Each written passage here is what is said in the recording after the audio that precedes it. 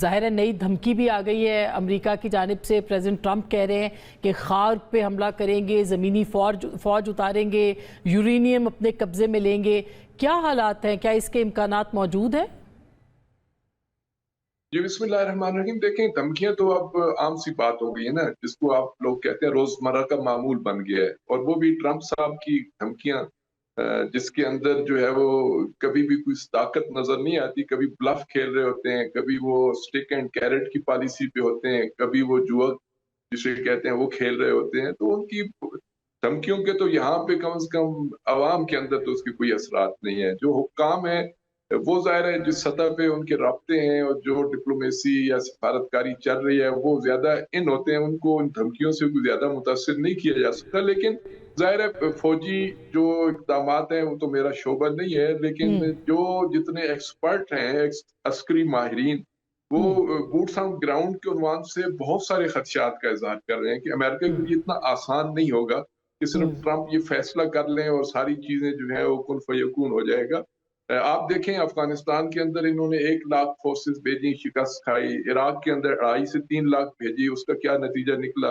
اور یہاں پہ ابھی پر ان کے پاس فوری طور پہ تو 70-80 سے زیادہ فورسز بھی نہیں ہیں. اور پھر ہوم گراؤنڈ ہے ایران کا, اور ایران کا اس علاقے میں جو تجربہ ہے کوئی آج کا نہیں ہے. صدام کے خلاف جنگ کے زمانے میں بھی یہاں پہ جنگ رہی ہے, اور اسی خاص جو جزیرہ ہے اس پہ تو صدام نے بڑی ہیوی قسم کی بمباری بھی کی تھی.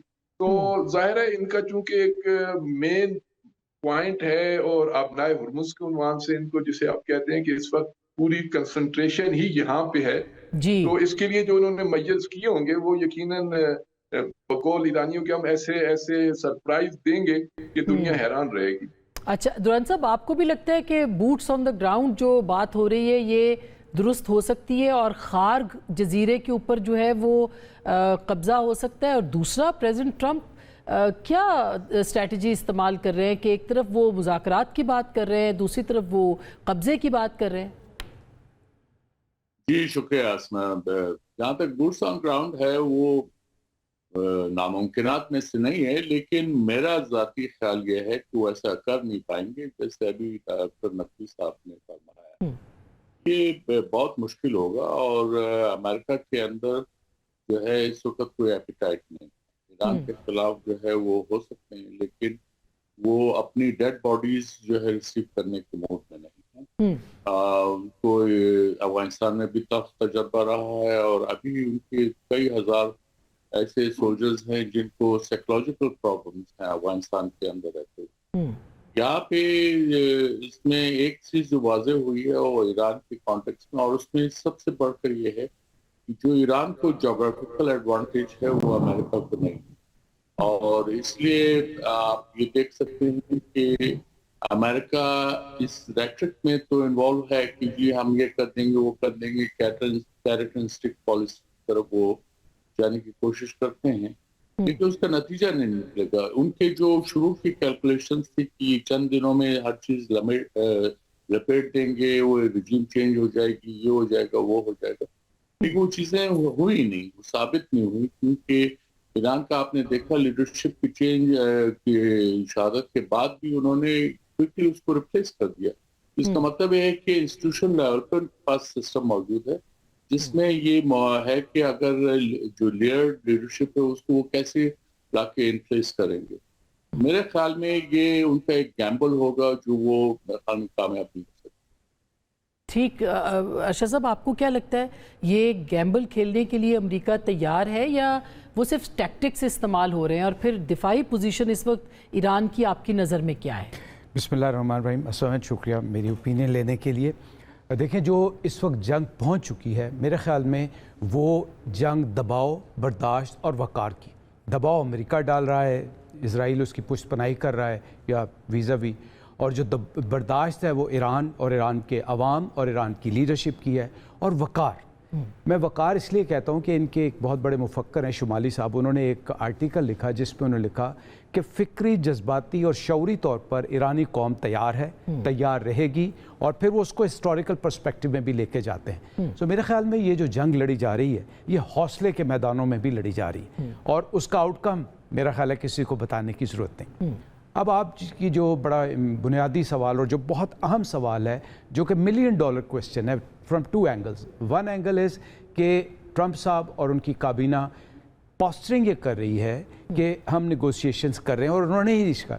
اب یہ بات تو طے ہے کہ ڈائریکٹ نیگوسیشنز نہیں ہو رہی. الحمدللہ ہمارا ملک اس کیپیسٹی اور کیپیبلٹی میں ہے کہ وی آر فیسیلیٹیٹنگ, اور اس میں کوئی دو رائے نہیں. آلدو اگر آج آپ دیکھیں تو ایک اسرائیلی لابی نے یہ بھی کہا ہے کہ کوئی مذاکرات نہیں ہو رہے, جبکہ پاکستان ریلیونٹ ہونے کی کوشش کر رہا ہے. جی ویسے فیکچوئل میٹر اس کہ دیر آر نیگوسیشن, اور الحمدللہ پاکستان پہ کیوں اتنا اعتماد ہے.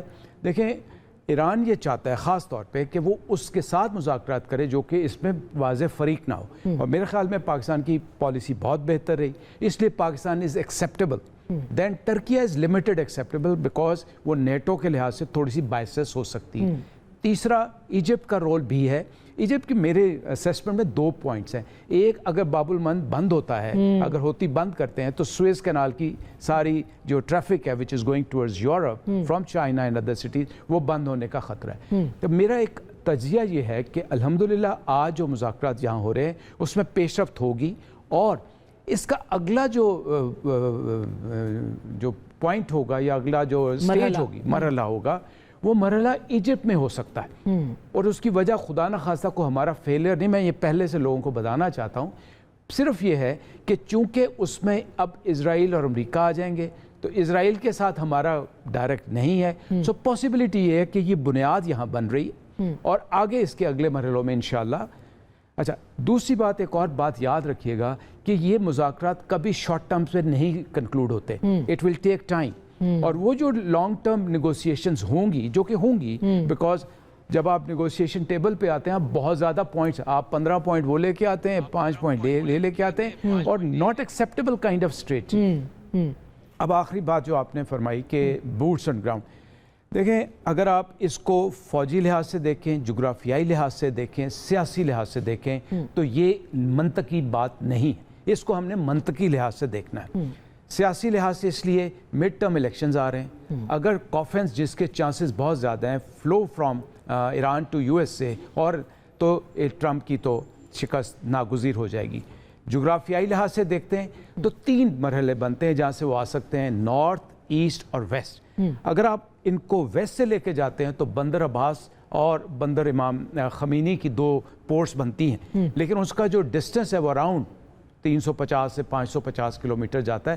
اس کے راستے میں ایک زرگرس نام کا سلسلہ آتا ہے جو کہ بڑا ہی خطرناک ہے, جس میں آپ اپنے ڈیفنس کو اسٹرینتھن کر کے بٹھا سکتے ہیں. اس کا, اور یہ میں کیوں کہہ رہا ہوں, آپ یاد رکھیے کہ جب بھی اس طرح کے بوٹس آن گراؤنڈ آتے ہیں اس کو سپلائی چین کلیدی حیثیت اختیار کرتے ہیں. اب آپ جو دوسرا راستہ ہے وہ کیسپین سی, بندر انزلی کی طرف سے آتا ہے. بندر انزلی یا کیسپین سی ایک بند سی لیک ہے جس کے اوپر ایران, رشیا, ترکمانستان اور ان کا آپس میں ایگریمنٹ ہے. سو امریکہ اس میں سے نہیں آ سکتا. اب تیسری آ جاتی ہے ایسٹرن سائڈ پہ جس میں افغانستان, پاکستان آتا ہے. یہ بھی جو پاکستان کی پوزیشن ہے اور جو ادھر سے بھی. اب جو اصل مسئلہ ہے جس کی طرف ساری دنیا دیکھ رہی ہے اور جو ہیوک کریٹ کرے گا وہ ہے زارگ, جو آپ بھی بات کر رہی ہیں کہ اس پہ قبضہ.